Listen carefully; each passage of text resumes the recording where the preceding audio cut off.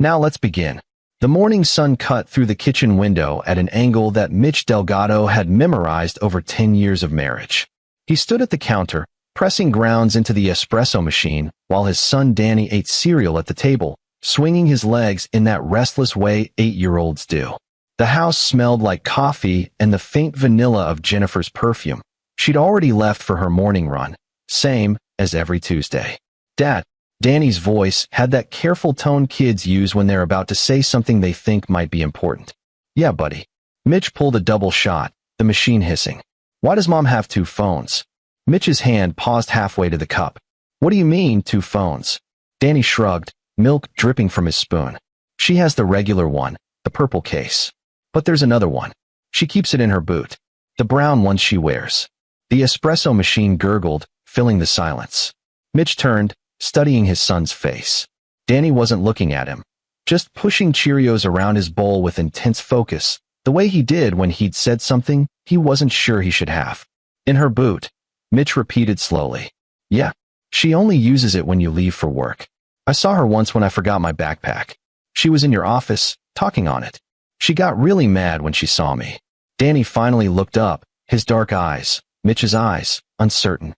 "Did I do something wrong? She told me not to tell you about grown-up stuff." Mitch felt something cold settle in his chest. He'd spent 15 years making documentary films, investigating corruption, exposing lies. He knew the weight of a secret when he heard one. "You didn't do anything wrong." He crossed to the table, ruffled Danny's hair. "Finish your breakfast. I've got to check something before I head to the office." His office was attached to the house, a converted garage where he edited his films, stored his equipment, conducted interviews. It was his sanctuary, and Jennifer rarely came in here. Said the clutter gave her anxiety. He didn't search her boots then. That would have been too obvious, too reactive. Instead, Mitch went through his morning routine exactly as he always did. Kissed Jennifer goodbye when she returned from her run, her skin glowing with exertion. Drove Danny to school. Headed toward his office building in downtown Portland where he met with clients and his business partner, Sean Stark. Sean was already there when Mitch arrived, coffee in hand, scrolling through his phone. They'd known each other since college, had built Veritas Films together from nothing into one of the most respected investigative documentary companies on the West Coast. Sean handled the business side. Mitch handled the creative. It worked. "Morning," Sean said without looking up. "We got the call back from Netflix. They want to move forward with the pharmaceutical piece." "That's great." Mitch dropped his bag on the desk, his mind elsewhere. "Listen, I need to head back home. Forgot some files." Sean glanced up, frowning. "The Peterson interview is in an hour. I'll be back. 20 minutes, tops." He made it back to the house in 12. Jennifer's car was in the driveway. She worked from home most days, running PR campaigns for tech startups. Mitch parked down the street, approached quietly. The front door was locked, but he had his key. He turned it slowly, eased inside. Silence. Then, from his office, Jennifer's voice. Low, intimate, laughing. "No, he just left. I told you Tuesdays are safe." I know. But Sean, we have to be patient. The timing has to be perfect." Mitch froze in the hallway, his hand still on the doorknob. Sean, his business partner, his best friend. Jennifer's voice continued, muffled through the door. "The Patterson footage is ready to go. I already sent it to Marcus at Chronicle Films. They're offering $40,000 for it. No, he has no idea. He trusts you completely.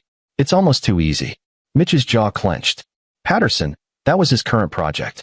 3 months of work, interviews with a whistleblower from a major pharmaceutical company. It wasn't finished yet, wasn't even fully edited. How the hell did Jennifer have access to it? "We stick to the plan," Jennifer said. 6 more months. We have enough to bury him. The ethics violation report goes to the documentary board. The custody filing goes through, and by the time he figures out what happened, we'll have Danny, the house, and the company. The words hit like physical blows. Mitch backed away from the door, his breath coming short. Every instinct screamed at him to burst in, to confront them both. But 15 years of investigative work had taught him patience. Evidence first, emotion later. He left the house as silently as he'd entered, drove around the block, then called his own landline from his cell. Jennifer picked up on the 3rd ring, her voice bright. "Hey honey, what's up? I left some hard drives at home. In my office. Can you grab them for me?" A pause. Just half a second too long. Sure. Which ones? The red Seagate drives. They should be on the shelf. Okay, I'll check. He heard her moving, the office door opening. Her breathing changed. She was looking for something that didn't exist. I don't see any red drives, Mitch. That's weird. Maybe I already took them. Thanks anyway, babe. He hung up. She'd been in his office. Had access to everything. And Sean knew his passwords, had keys to the office, had admin access to all their servers and files. Mitch sat in his car for a long moment, hands gripping the steering wheel. Then he called his lawyer, an old friend from his investigative journalism days. Carl McIntyre. Carl, it's Mitch Delgado. I need you to do something for me, and I need you to not ask questions yet. That sounds ominous. I need you to start compiling everything on my business partnership with Sean Stark. Every contract, every agreement, every digital footprint of our shared work. And I need you to look into my wife's financials. Quietly. Silence on the line. Then, Mitch, what's going on? I'll tell you everything. But first, I need to know what I'm dealing with. Over the next week, Mitch became a ghost in his own life. He went through the motions, dinners with Jennifer, meetings with Sean, dropping Danny at school. But every spare moment, he was investigating.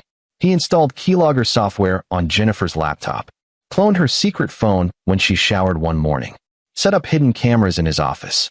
What he found was worse than he'd imagined. Jennifer and Sean's affair had started 18 months ago at a company retreat in Seattle. But the betrayal went deeper. They'd been systematically stealing his work, unfinished documentaries, interview footage, investigative leads, and selling them to competitors. Chronicle Films, Paradigm Pictures, even a streaming service had paid for content that Mitch had spent months developing. The money went into an offshore account in Jennifer's maiden name, Cordova, over $400,000. But the real knife in the back was the plan Carl had uncovered through subpoenaed emails. Jennifer and Sean were building an ethics violation case against Mitch, claiming he'd fabricated interview footage, coerced sources, violated documentary standards. They'd forged emails, created fake paper trails, even had a source ready to testify that Mitch had paid for testimony. The plan was elegant in its cruelty. Destroy his reputation, file for divorce citing his professional misconduct, take custody of Danny by painting Mitch as unstable and unethical, then force the sale of Veritas Films at a fraction of its value. Sean would buy Mitch out for pennies, and Jennifer would walk away with Danny, the house, and half of everything else. Mitch sat in Carl's office, watching the lawyer's face grow darker as he reviewed the evidence. This is conspiracy to commit fraud, Carl said quietly. Corporate espionage. This could put them both in prison. I don't want them in prison, Mitch said. Not yet. Carl looked up, sharp. What do you want? Mitch leaned back in his chair, his mind already working through the possibilities. He'd spent his career exposing liars and cheats, watching them crumble when their secrets came to light. He knew how to destroy someone. But this was personal. This was his wife, his best friend, his son's mother, and they were planning to take Danny. I want to disappear, Mitch said slowly. I want them to think they've won. And then I want to burn their entire world to the ground.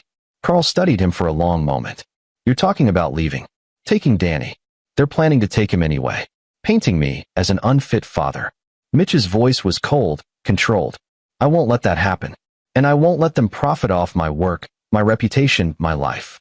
If you run with Danny without custody, that's kidnapping. Not if I have evidence she's an unfit mother. Not if I have proof of fraud, adultery, conspiracy. Mitch tapped the folder between them. You said it yourself. This could put them in prison. I just need to time it right. What's your plan? Mitch smiled, but there was no warmth in it. I'm going to do what I do best. I'm going to document everything. Build an airtight case. And when the time is right, I'm going to expose them both in a way they'll never recover from. He went home that night and acted like nothing had changed. Kissed Jennifer hello. Helped Danny with his homework.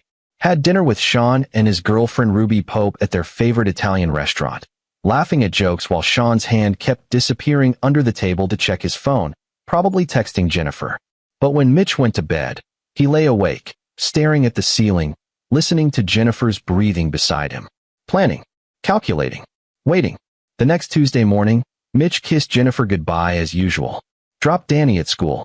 But instead of going to the office, he drove back home and parked 3 blocks away. He texted Sean, food poisoning. taking the day off. Then he walked back to his house, let himself in quietly through the back door, and crouched in the hallway outside his office, waiting. At 9:15, Jennifer's voice drifted through the door, laughing, intimate, talking to Sean on that secret phone. "I can't wait until this is over," she was saying. "No more sneaking around. No more pretending to care about his boring documentary subjects or his precious ethics." Mitch recorded every word. 43 minutes of conversation. Detailed planning. Jennifer describing how she'd manipulate Danny, tell him his father was unstable. Sean laughing about how easy it had been to access Mitch's files, to forge his emails. When Jennifer finally ended the call, Mitch slipped out the back door and drove to Danny's school. He texted the office, still sick, taking a few days. Then he picked up his son early, claiming a family emergency. "Where are we going?" Danny asked, buckling into the passenger seat. Mitch looked at his son, 8 years old, innocent, trusting. He thought of Jennifer's voice. "We'll tell Danny his father is unstable. We're going on an adventure, buddy," Mitch said quietly. "How do you feel about seeing some new places?" Danny's eyes lit up. "Like a road trip?" Exactly like a road trip. Mitch had already packed bags, clothes, cash, laptops, hard drives with encrypted copies of all his evidence. He'd emptied half the joint bank accounts, transferred funds to an account Jennifer didn't know about. Carl had divorce papers ready to file.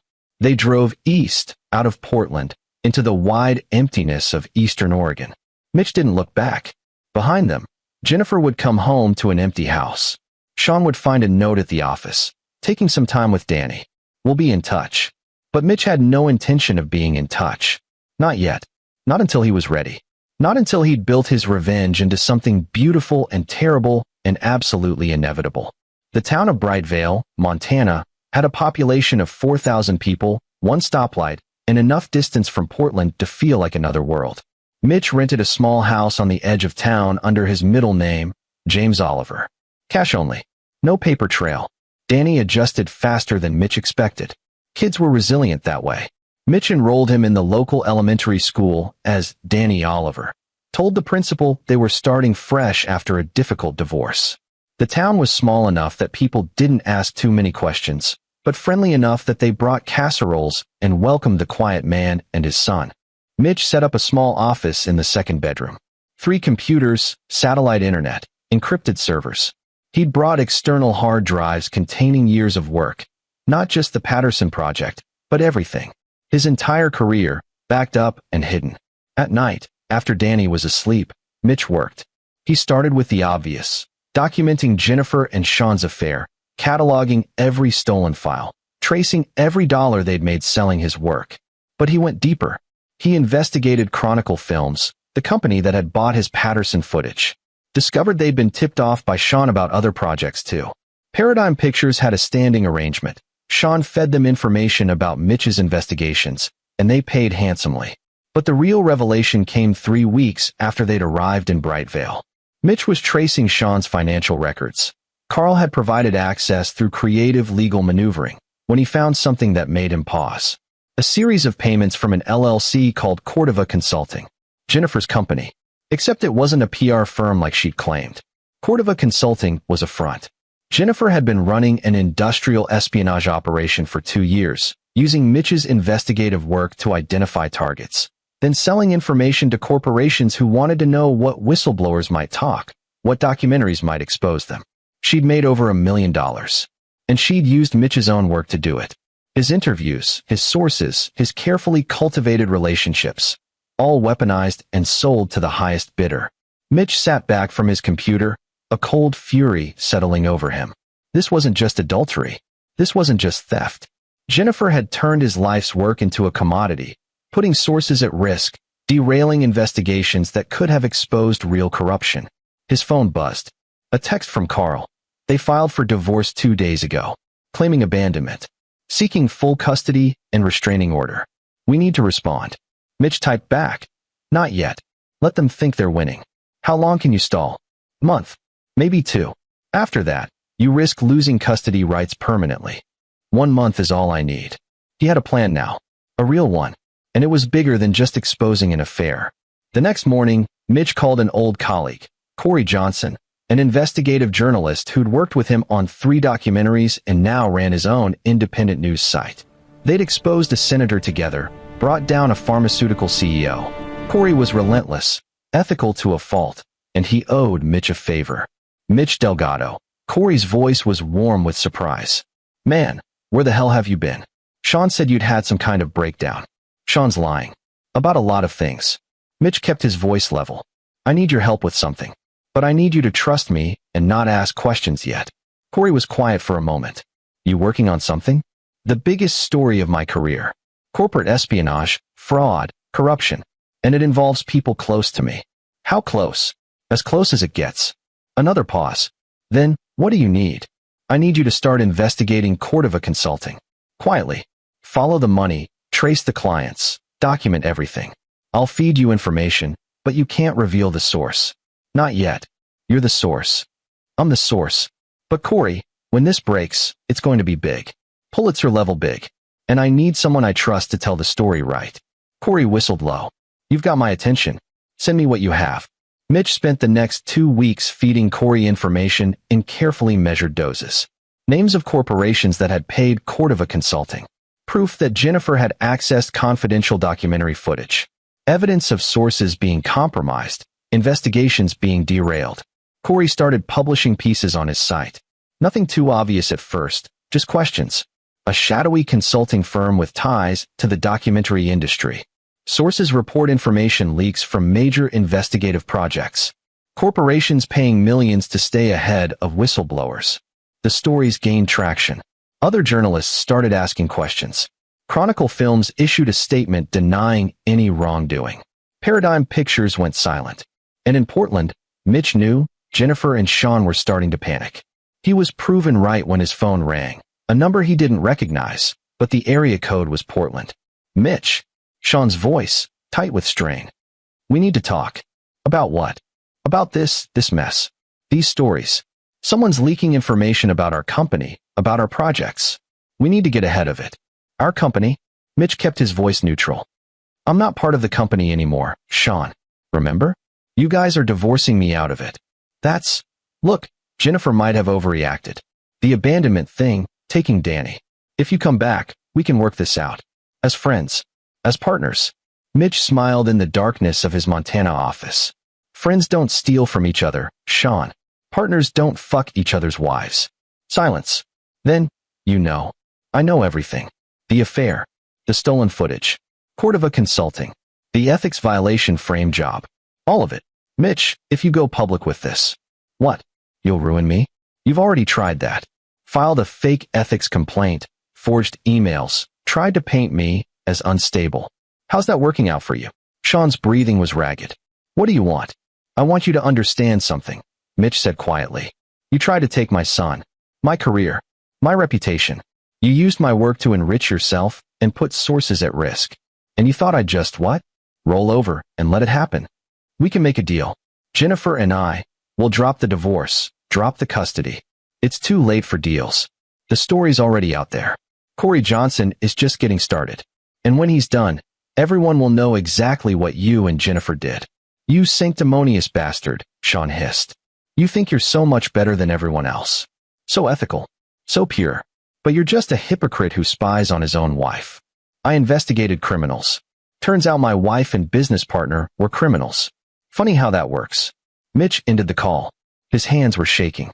He stared at the phone, then at the wall of evidence he'd assembled. Photos, documents, recordings, financial records. A complete map of Jennifer and Sean's betrayal. But he wasn't done. Not yet. The final piece of his revenge required patience. And it required getting them to make one last, fatal mistake. Mitch had been in Bright Vale for 6 weeks when Jennifer finally called. Not from the secret phone, from her regular number. Her voice was small, scared.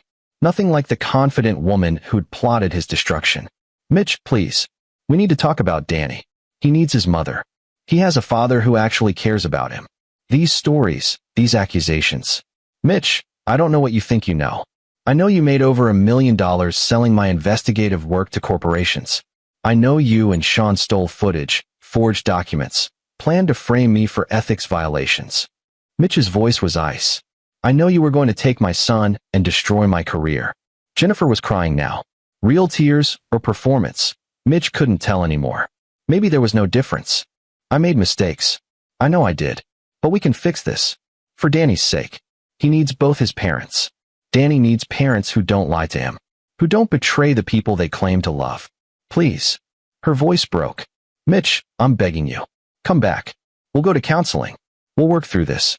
Just stop feeding information to that journalist. Stop destroying my reputation. Your reputation? Mitch laughed, bitter.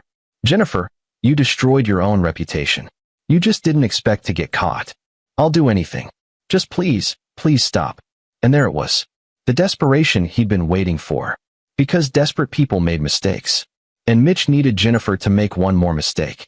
Okay, he said slowly. Maybe we can work something out. But I need to know everything. No more lies. You tell me the complete truth about Cordova Consulting, about everyone involved, and maybe, I'll consider calling off Corey. Yes, anything. When? I'll come to Portland next week. But Jennifer, if you're lying to me, if this is some kind of trap, it's not. I swear. I just want my son back. I just want our family back. Mitch hung up and immediately called Carl. She took the bait. Mitch said, get ready. And make sure you record everything. Mitch, are you sure about this? If she's setting you up, she's not smart enough to set me up anymore. She's panicking. And panicking people confess. Carl was quiet for a moment. You've changed, man. This revenge thing, it's consuming you. They tried to take my son, Carl. They tried to destroy everything I built. I'm not consumed. I'm focused. Just be careful. Don't become the villain in your own story. Mitch thought about that after the call ended. Was he the villain? He'd left his wife, taken his son across state lines, orchestrated a media campaign to destroy Jennifer and Sean's reputations. But they'd struck first. They'd betrayed him, stolen from him, planned to frame him. He looked at the bedroom where Danny slept. His son had adjusted well to Brightvale, made friends at school, joined a soccer team. He asked about Jennifer sometimes, but less and less. Kids were resilient, but they also needed stability. And Mitch would provide that stability. After he finished what Jennifer and Sean had started. The following Tuesday, Mitch flew to Portland. He left Danny with a trusted neighbor in Brightvale, Nellie Singh, a retired teacher who'd become a friend. He'd told Danny it was a work trip, would only be a few days. Carl met him at the airport with a rental car and a digital recorder no bigger than a pen. She wants to meet at the house, Carl said. Your house. Says it'll be more comfortable, more private. She wants home field advantage. Mitch checked the recorder. Doesn't matter. As long as we get the confession. And then what? Then we file everything with the Documentary Ethics Board, the state bar if Sean's involved in legal fraud, and we give Corey Johnson the exclusive. Complete exposure. And Jennifer? You're really going to destroy the mother of your child? Mitch's jaw tightened. She was going to destroy the father of her child. Turnabout is fair play. The house looked the same. Jennifer answered the door, and for a moment, Mitch felt a flash of the life they'd had. 10 years of marriage. Danny's first steps in that living room. Anniversary dinners at the table visible through the doorway. Then he remembered her voice on that recording. It's almost too easy. Thank you for coming, Jennifer said. She looked thinner, darker circles under her eyes. Can I get you coffee? This isn't a social call, Jennifer. They sat in the living room. Mitch on the chair, Jennifer on the couch. The recorder was in Mitch's jacket pocket, already running. I'll tell you everything, Jennifer said. But I need to know Danny's okay first. I need to know my son is safe. He's safe. He's happy. He asks about you less and less each day. Jennifer flinched. That's cruel. No. Cruel is planning to paint me as an unfit father so you could take full custody. Cruel is selling my work to the very corporations I was trying to expose. Cruel is carrying on an affair with my best friend while sleeping in my bed. You're right. Jennifer's voice was small. You're right about all of it. I was angry. I felt neglected. You were always working, always chasing the next story. Sean paid attention to me. He made me feel. I don't care about your justifications. Mitch cut her off. I care about facts. When did Cordova Consulting start? Jennifer took a breath. 2 years ago. After that documentary you did on the pharma company. I realized something. You were doing all this work, exposing these corporations, but we weren't making any real money from it. The documentaries paid, but not enough. Not for the hours you put in. So you decided to monetize my investigations by warning the targets. I thought of it as insurance. A safety net. If you knew what whistleblowers were going to say, what evidence they had, you could prepare. You could contain the damage. You destroyed investigations that could have helped people. Expose corruption. I made $1 million. Jennifer's voice rose. $1 million, Mitch.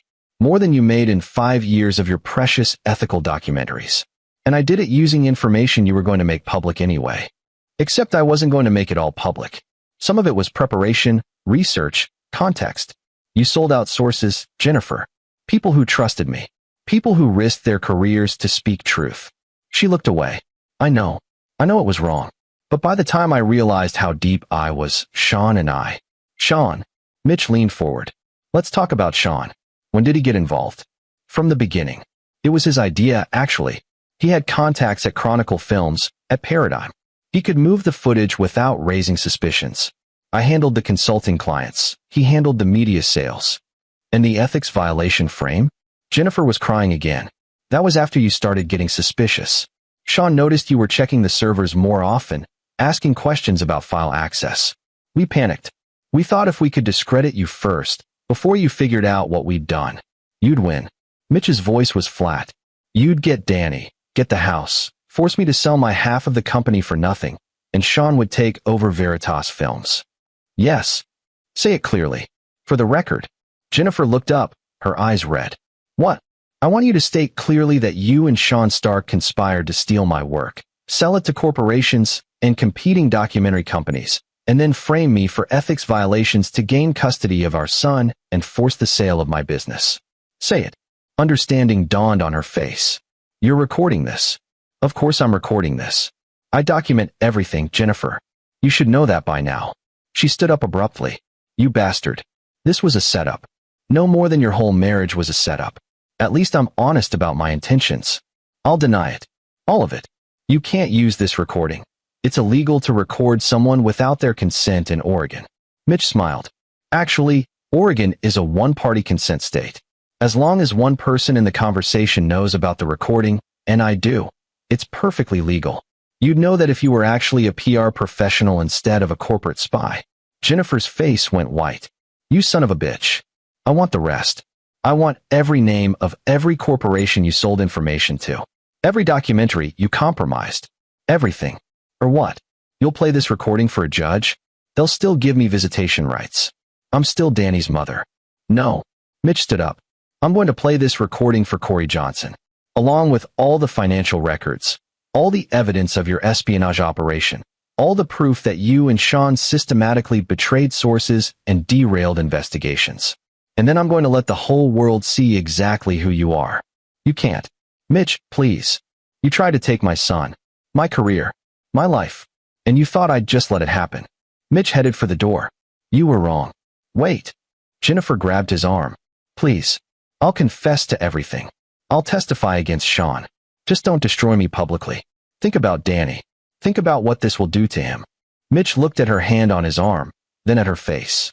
For a moment, he saw the woman he'd married. The woman who'd laughed at his jokes, who'd held Danny in the hospital, who'd believed in his work. Then he remembered her voice. We'll tell Danny his father is unstable. He pulled his arm free. You should have thought about Danny before you decided to betray his father. Goodbye, Jennifer. He walked out of the house and didn't look back.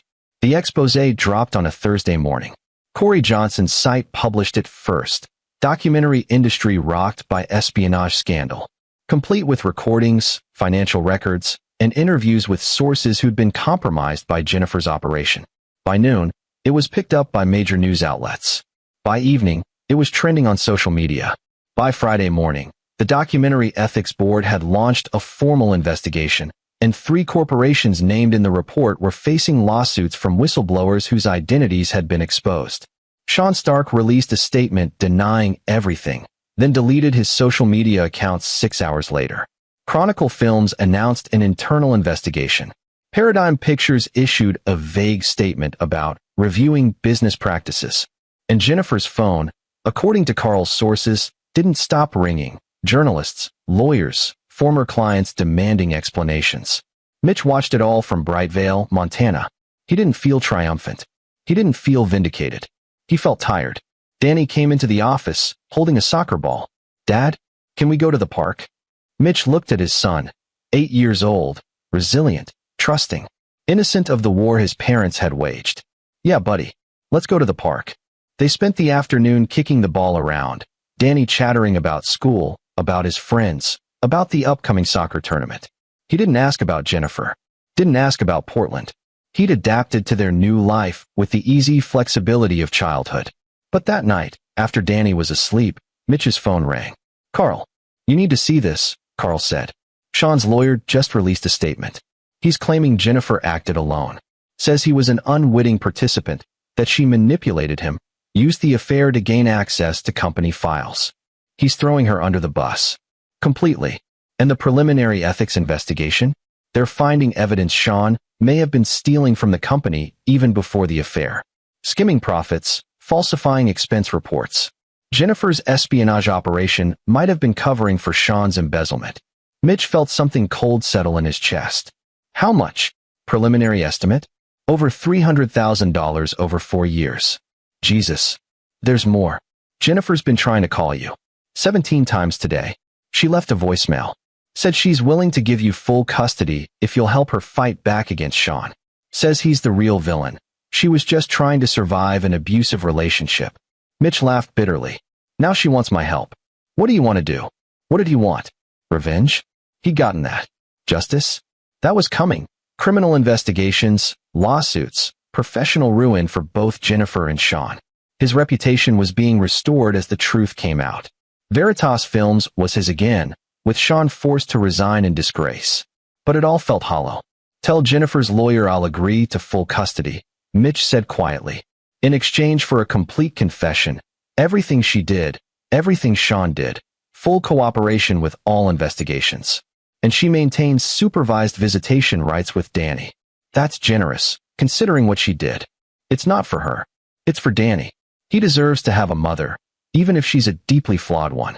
And maybe someday, when he's older, he'll understand that I didn't destroy his mother out of hatred. I just refused to let her destroy me." Carl was quiet for a moment.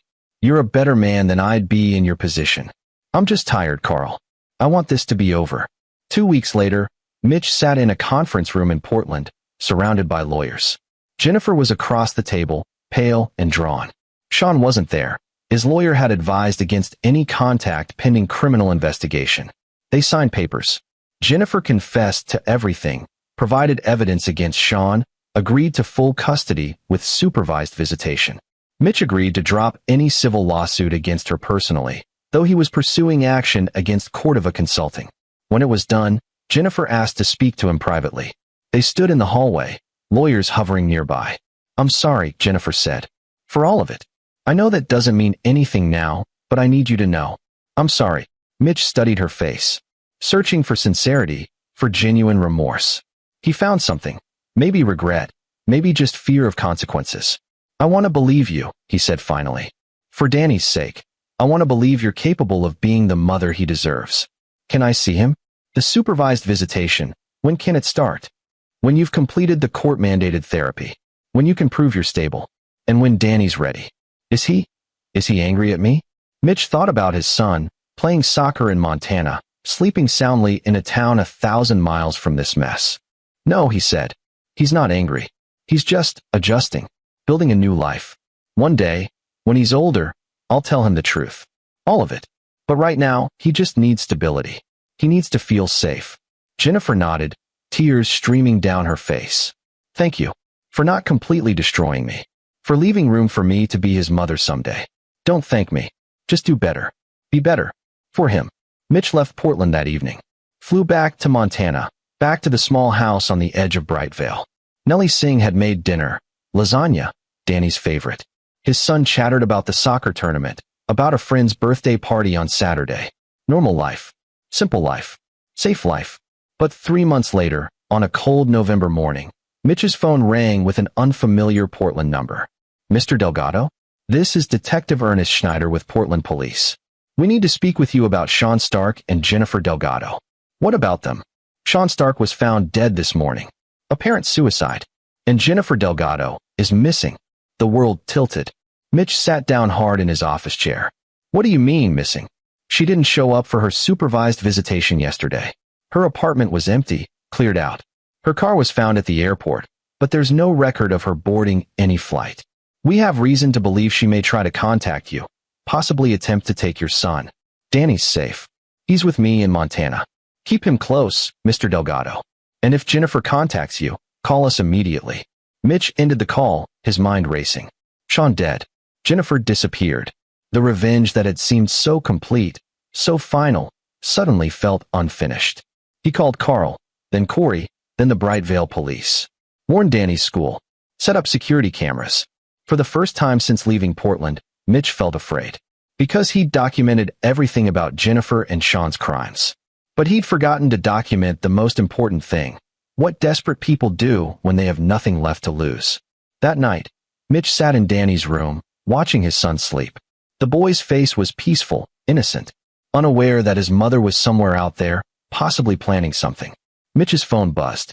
A text from an unknown number. You took everything from me. My reputation, my career, my son. Did you really think there wouldn't be consequences? Jennifer. Mitch's hands tightened on the phone. He'd won the war, exposed the betrayal, secured custody of his son. But the battle, it seemed, wasn't over. He typed back, "Where are you?" The response came immediately. "Closer than you think."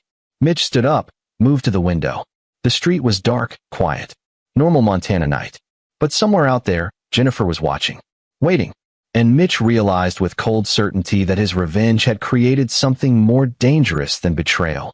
A desperate woman with nothing left to lose and everything to blame on him. He'd built his case perfectly, executed his revenge flawlessly. But he'd forgotten the most important rule of investigative work. Always consider what happens after the exposure. The story wasn't over. And the final chapter was about to begin. Morning came with frost on the windows and Danny bouncing into Mitch's room at 6:30, ready for Saturday soccer practice. Mitch had been awake all night, staring at that text message, running scenarios. He'd installed additional locks on the doors, charged his phone, kept it close. "Dad, you look tired," Danny observed, already in his soccer uniform. "Didn't sleep great, buddy. But I'm fine." Mitch forced a smile. "How about pancakes before practice?" In the kitchen, Mitch kept his phone on the counter while he cooked, watching for messages. Nothing. Jennifer had gone silent after that last text, which somehow felt worse than threats. Detective Schneider called at 7. "We found something," he said without preamble. Jennifer withdrew $20,000 in cash from a bank account we didn't know about 3 days before she disappeared. And we've been reviewing Sean Stark's death. It's looking less like suicide now. Mitch's blood ran cold. "What do you mean?" Forensics found evidence of a struggle. And the suicide note was typed, not handwritten. "We're now treating this as a potential homicide. You think Jennifer killed him. We think it's a possibility. Mr. Delgado, I need you to understand how serious this is. If Jennifer is capable of murder, and she blames you for destroying her life, she could come after me." Mitch looked at Danny, happily eating pancakes. "Or after my son. We're coordinating with Montana authorities. I've already spoken to your local police chief. They're going to increase patrols in your area. But you need to be vigilant." After the call, Mitch made a decision. He called his neighbor, Nellie Singh. "Nellie, I need a favor. A big one. Can Danny stay with you for a few days? There's a situation with my ex-wife, and I need to know he's completely safe." To her credit, Nellie didn't ask many questions. Just, "Is he in danger?" "I don't know, but I'm not taking chances." Danny protested. He wanted to go to soccer practice, see his friends. But Mitch was firm. "It's just for a few days, buddy. Like a sleepover at Ms. Singh's. She said you can help her bake cookies." That won Danny over. Kids were resilient, but also easily distracted by the promise of cookies. Once Danny was safely at Nellie's, Mitch had checked every lock, every window, confirmed she had the local police on speed dial. He went back to his house and waited. He didn't have to wait long. At 2 in the afternoon, there was a knock on the door. Mitch checked the security camera he'd installed, and there was Jennifer. She looked different. Hair cut short and dyed dark. Sunglasses despite the overcast day. Thinner than she'd been even at the custody hearing. Mitch called the police first. Then he opened the door, staying in the doorway. "Jennifer, can I come in? I just want to talk." "The police are on their way." She laughed, but it was a broken sound. "Of course they are. You always were thorough, Mitch. Always 3 steps ahead." Did you kill Sean? Jennifer's face went blank. What? The police say Sean's death wasn't suicide. That there was evidence of a struggle. And you disappeared right after. Did you kill him? Sean killed himself because he was a coward. Jennifer's voice was flat. When the ethics investigation started finding his embezzlement, when the criminal probe began, he couldn't handle it. He called me the night before he died. Said it was all my fault, that I destroyed everything. Then he hung up. Next morning, he was dead. Where have you been? Running. Hiding. Trying to figure out what to do. She took off her sunglasses. Her eyes were red-rimmed, exhausted. You won, Mitch. You completely destroyed me. My career is over. I'm probably going to prison for the corporate espionage. I've lost my son. I have nothing. You did this to yourself. You and Sean. I know. Jennifer's voice cracked. I know what I did. I know it was wrong. But did I deserve this? Complete annihilation? You didn't just expose me. You orchestrated my total destruction. You turned it into a crusade. You were going to take Danny. Frame me as an unfit father. Steal everything I'd worked for. And you made sure everyone in the world knew what I'd done. You didn't just win. You needed me to lose spectacularly. Jennifer was crying now. The media painted me as a monster. My own family won't talk to me. I can't get a job anywhere. My name is toxic. Mitch heard sirens in the distance. Why are you here, Jennifer? I wanted to see your face. I wanted you to see what you did. You say I destroyed myself, but you're the one who lit the match and watched me burn. You documented every moment of it. I expose criminals. That's what I do. I was your wife, the mother of your son, and you treated me like just another corrupt target in one of your documentaries. The police arrived, 2 cars for officers. Jennifer didn't resist. She held out her wrists for the handcuffs, her eyes never leaving Mitch's face. I hope it was worth it, she said as they led her away. Your perfect revenge. Your complete victory. I hope it was worth Danny growing up knowing his father destroyed his mother. The words hit harder than Mitch expected. He watched them drive away, Jennifer's face visible through the back window of the police car. Detective Schneider stayed behind. We'll need a full statement. And the text she sent you. Mitch provided everything. The detective took notes, asked follow-up questions, confirmed Danny's location for safety. For what it's worth, Schneider said as he was leaving, you did the right thing. People like that, they count on their victims staying quiet. You didn't stay quiet. But as Mitch closed the door, locked it, and stood alone in his house, he wondered if the detective was right. He'd won. Completely, utterly, devastatingly. Jennifer was facing criminal charges. Sean was dead. Veritas Films was his again. He had full custody of Danny. His reputation in the documentary world was restored, enhanced, even. He was already fielding calls about a potential documentary about his own experience, the ultimate betrayal, one man's fight against corporate espionage. He'd won. So why did he feel like he'd lost something essential? That night, Mitch lay awake in the same bed where he'd planned Jennifer's downfall, where he'd meticulously documented every piece of evidence, crafted every step of his revenge. His phone buzzed. A message from Corey Johnson. The story about Jennifer's arrest is everywhere. They're calling you a hero. The documentary board wants you to keynote their ethics conference. Netflix is interested in your story. This is huge, Mitch. You did it. Hero. The word felt wrong. Heroes didn't systematically destroy someone, even someone who deserved it. Heroes didn't orchestrate public humiliation. Heroes didn't turn revenge into performance art. But villains did. Mitch sat up in bed, his mind racing back through everything he'd done. The surveillance. The recordings. The calculated release of information to Corey. The way he'd baited Jennifer into a confession. The public exposure. It had all been justified. She'd betrayed him, stolen from him, tried to take his son. She deserved consequences. But had she deserved this? Complete and total annihilation? He thought about Danny, 7 years in the future, old enough to understand.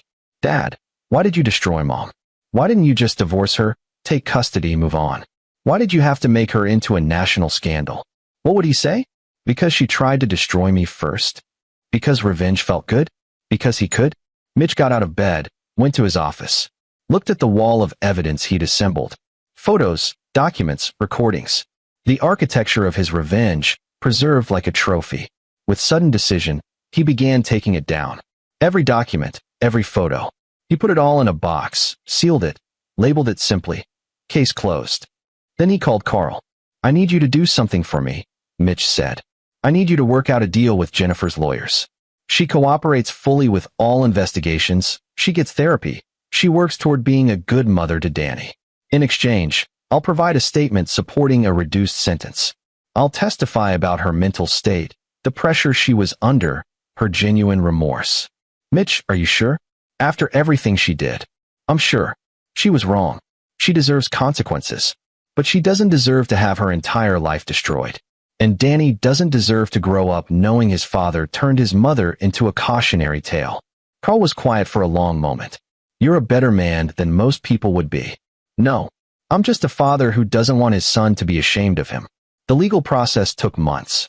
Jennifer pleaded guilty to corporate espionage, fraud, and obstruction of justice. But with Mitch's testimony about the toxic relationship with Sean, about the pressures she'd faced, about her genuine remorse, the sentence was reduced. 3 years, eligible for parole and 18 months with good behavior. Sean's death was ruled a suicide after all.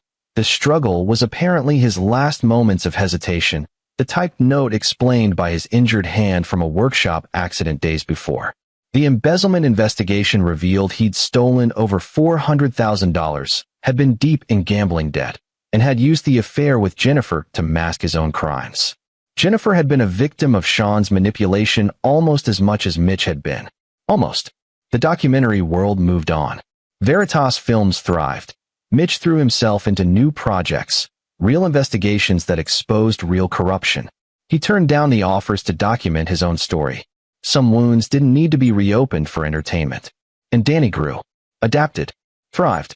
He visited Jennifer once a month in a minimum security facility where she was enrolled in educational programs, therapy, learning to be better. On Danny's 10th birthday, Mitch took him camping in the Montana wilderness.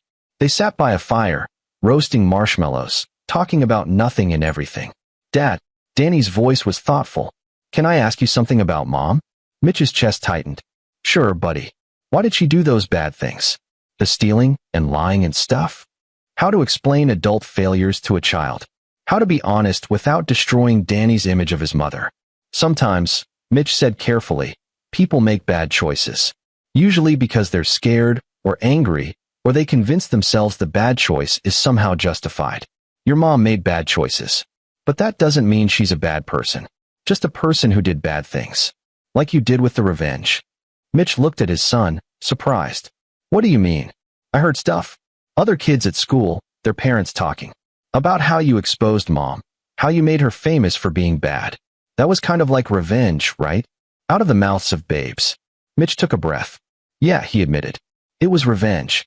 I was hurt and angry, and I wanted everyone to know what she'd done to me. To us. Do you regret it? Did he? Mitch thought about Jennifer in prison, about Sean dead, about the life they'd all had before betrayal twisted it into something ugly and unrecognizable. I regret that it was necessary, he said finally. I don't regret protecting you. I don't regret stopping people who were doing wrong. But I regret that I let anger drive me further than I needed to go. I should have been content with justice. Instead, I went for total victory. And that wasn't my best moment. Danny was quiet, processing. Then, but you helped her after, right? You said nice things to the judge, so she didn't go to prison forever. I did. So you fixed it. Kind of. Mitch smiled at his son. The important thing is learning from mistakes. Your mom's learning. I'm learning. We're all just trying to be better. I want to be better than both of you, Danny said seriously. Like, not make revenge or steal or anything. Just be good from the start. Mitch pulled his son close. You're already better than both of us, buddy. And that's exactly how it should be. They sat there as the fire burned down, father and son, survivors of a war neither had wanted. Behind them, the past, betrayal and revenge and consequences. Ahead, the future, uncertain but no longer shadowed by secrets. Mitch had won his war, but in the quiet of the Montana wilderness, watching his son's face glow in the firelight, he realized victory looked different than he'd imagined. It wasn't Jennifer in prison or Sean dead or his reputation restored. Victory was Danny, whole and healthy and good. Danny, who could look at his parents' failures and choose to be better. Danny, who could forgive without forgetting, who could love while understanding that love didn't mean blindness to faults. That was the win that mattered. the only one that would last. And for the first time since that morning when Danny had mentioned a secret phone, Mitch felt something like peace. The revenge had been earned. The victory had been earned. But the real triumph was choosing, eventually, to be more than his anger. To be the father his son deserved, not just the wronged husband seeking justice. Mitch Delgado had won. And in winning, he'd learned the difference between victory and vengeance. Between justice and cruelty. Between being right and being good. It was a lesson learned late, at tremendous cost. But it was learned.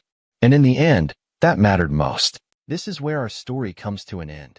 Share your thoughts in the comments section. Thanks for your time. If you enjoy this story, please subscribe to this channel. Click on the video you see on the screen, and I will see you there.